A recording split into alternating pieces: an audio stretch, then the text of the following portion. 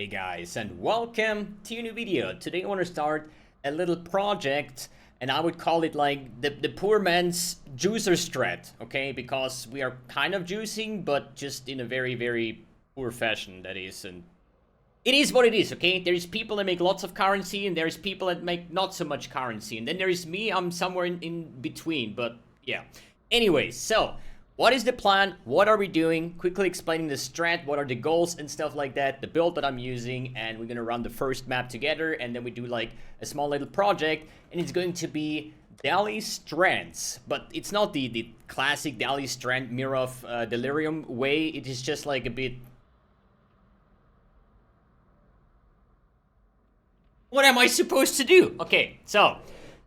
Mirror of Delirium Strands. This is kind of the goal. There is multiple sources of income that we can achieve, and I decided to make it a little bit different. So we are running here strong boxes, we are running shrines, we are running breach, and we are running the DELI with the altars while also using the league mechanic.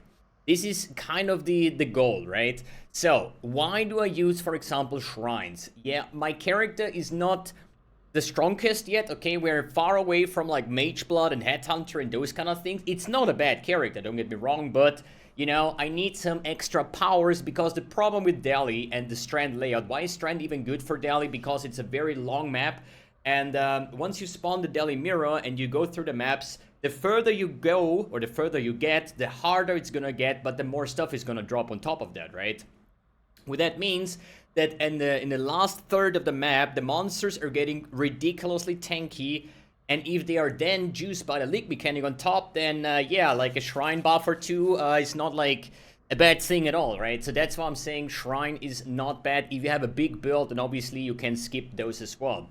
Strongbox is always a very nice thing to have some extra income. Then we have Beyond. I think Beyond is actually really cool, especially when you have all the nodes with like the extra juiciness, the more density, and the faster they go up and stuff like that is kind of cool. If you have a very good build, you can basically maybe skip the breach and maybe go Beyond. I don't know if I mix Beyond and breach up now, but Beyond is like the more expensive but like probably better way to do it. But since I'm like a man of like the poor and the man of the people, I want to do like actual strats for no Headhunter, no Mage Blood, okay? At least for now. Next week, we're going to see probably different strat, because I think this is going to give me quite some good currency. Good. What else do we run? The 7th gate. Why do I use the 7th gate? Obviously, because I want to have all the map modifiers here on my device, and this also has Delirium for 10 Chaos.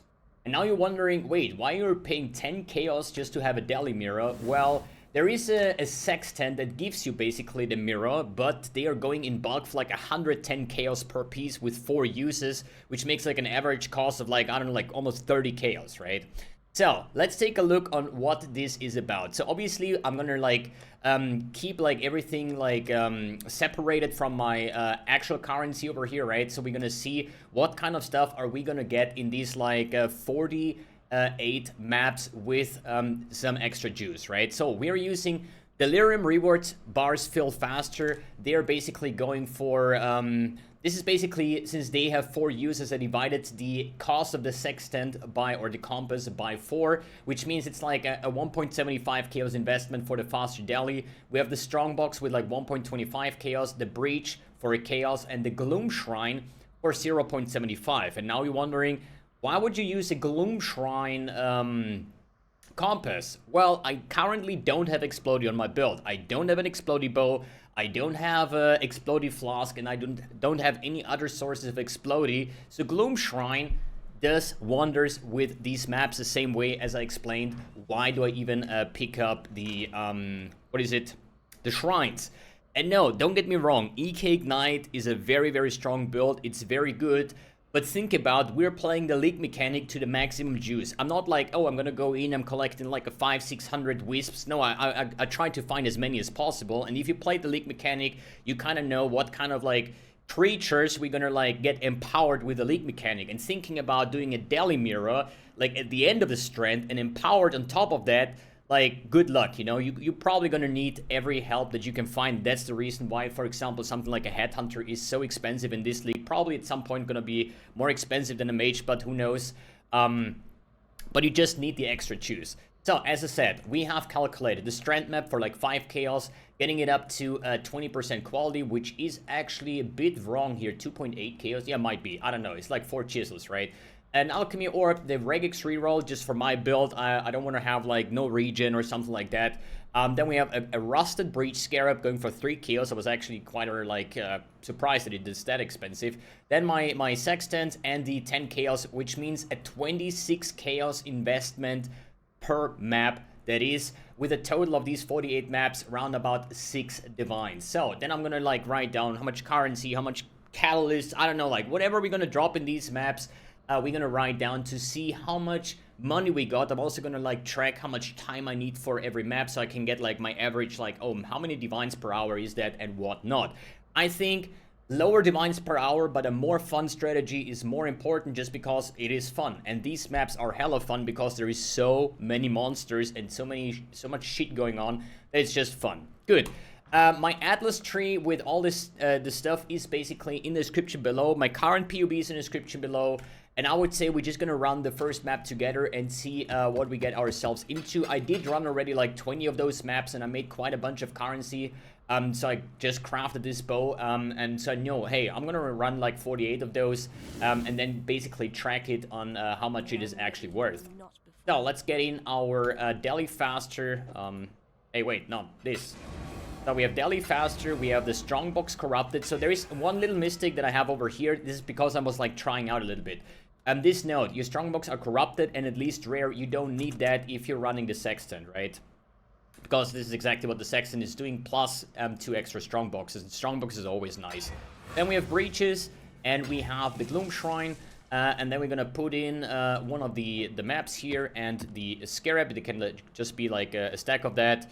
And yeah, I would say we're gonna run the first map. I'm currently running the red altar. It does completely not matter what you want to do, red or blue. Usually red is more flat currency, blue has the chance of getting like a divine orb shrine. So I personally like the blue one more, but since I'm farming challenges right now and I need to do like the eldritch endgame, so I still need to click like a bunch of altars, that's why I decided to go red for now.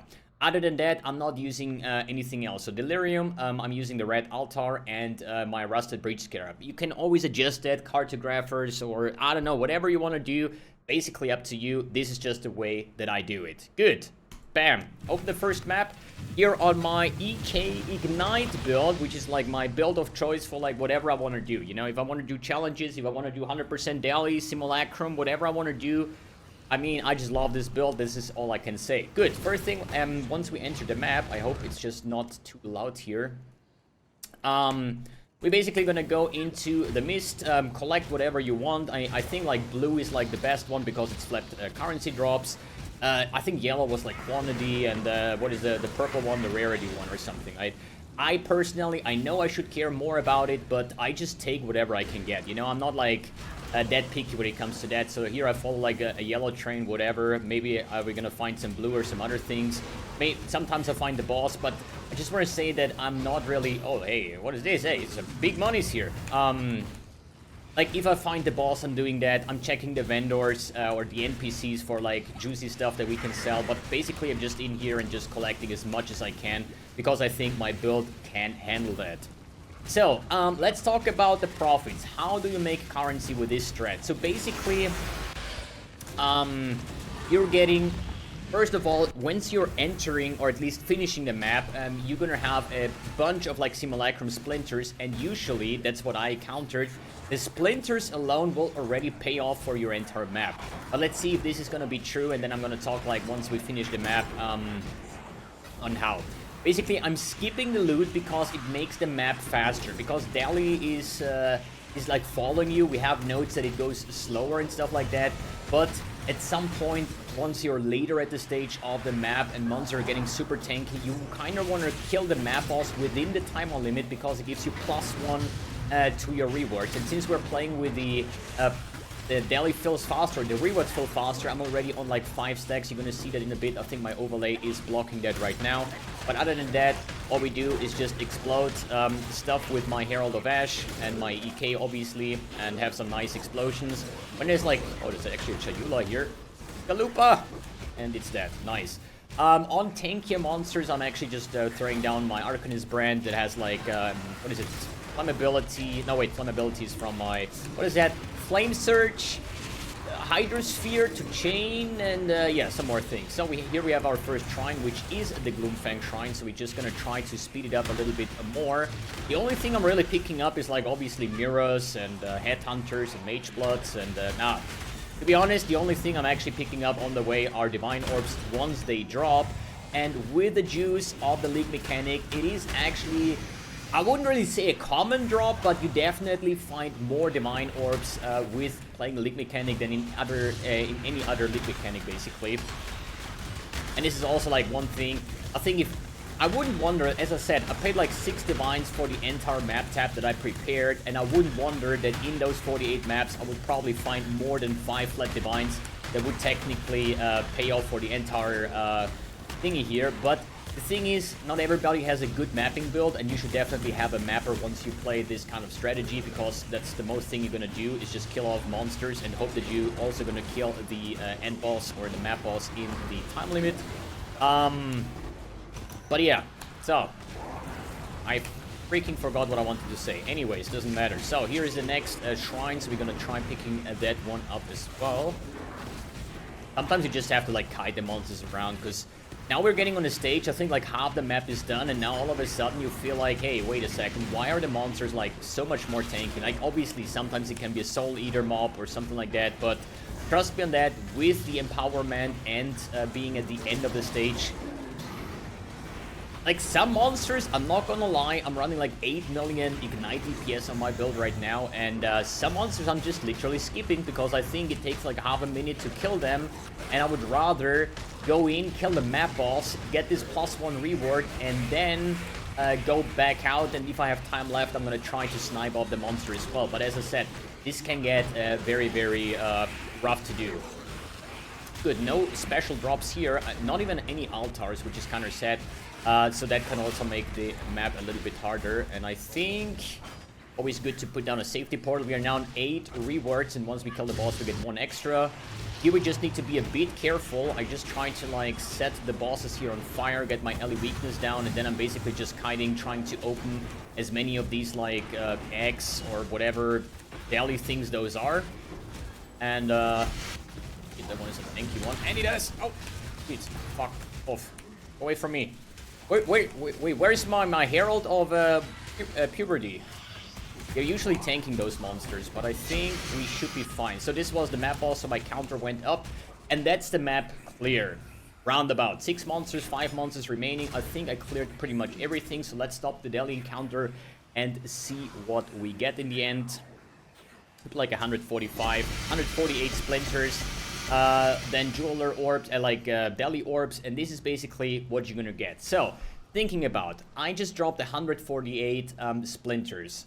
That means if I'm checking the price of a simulacrum, if we check simulacrum, where is it? Charts. So, one simulacrum goes for about an 80 chaos, 75, yeah, probably like 80 chaos, right? So that means 80 chaos divided by 300, because one simulacrum is 300 splinters, times 148 means I just made like 39 chaos just from picking up these simulacrum splinters, knowing that the map cost was 27. So just by picking up that splinters, I already make profit. And the rest is pure profit, whether it's going to be like cluster jewels, DELI orbs. If you bulk up DELI orbs, you can sell them on TFT or other strategies on like 150, 180, sometimes even 200% of the value, and you're gonna get like quite a nice amount of currency, and that is what I'm after. As I said, splinters pay off for the map, the rest is pure profit, whatever you're gonna get. One thing that I want to mention here is the use of PoE stack. And I don't want to explain too much on how this website works. You'll probably find other videos and sources of that, but if you go to TFT compasses, you can put in here the kind of compass that you want to have. For example, I want to have Gloom Shrine, right? So I'm typing in Gloom Shrine, and I say I want to have at least 10 compasses, and then you search by, for example, the cheapest, and all of these people have a lot. Like this guy has 174 Gloom Shrines and 4 chaos each, and then you basically whisper those people. So within like I would say 10 trade messages, you should be able to buy your 48 compasses for whatever the maps that you want to buy. Don't go ahead and just buy compass by compass, because this is going to be very, very annoying. Use something like this, the TFT compasses tool here. Just type in, hey, I want to have DELI fills faster, right? So I'm having here the DELI reward. I want to buy 20 of those. And then you're gonna have all these people here having like hundreds or whatever, at least the amount that you put in here, and that makes things a lot faster. You can also add multiple filters and buy it from the same person, like this guy has both of them, right? But I would not really recommend that, because you never really know how is the price per piece. Just because somebody has everything doesn't mean that he's gonna be the cheapest at all, right? But yeah, this is basically the strat. Now I'm gonna go pick up loot, and we're gonna see us again in like 48 or 47 maps later, and then we're gonna have the price breakdown on how much currency we get. I think this was actually an okay map when it comes to the DELI mirror, because 148 splinters is like the middle path. I had maps where it's less than 100. It depends how many monsters are at your map at the end of the map, because they drop a lot more. But it also, I had maps with 230 splinters, for example, right? And then when you have altars, depending on how many altars you're gonna have and how much juice you get in the wildwood, so there is like some variance. But that's why I say I don't want to run one map and show you, oh, I just made like 80 chaos profit. No, I want to run like more maps to so we have a better overview, because we're gonna have bad maps, we're gonna have good maps, like really good maps, and also like super bad maps. All right, good. Enough talking, more mapping, and we're gonna see us with the episode 2 and with the results of this little project.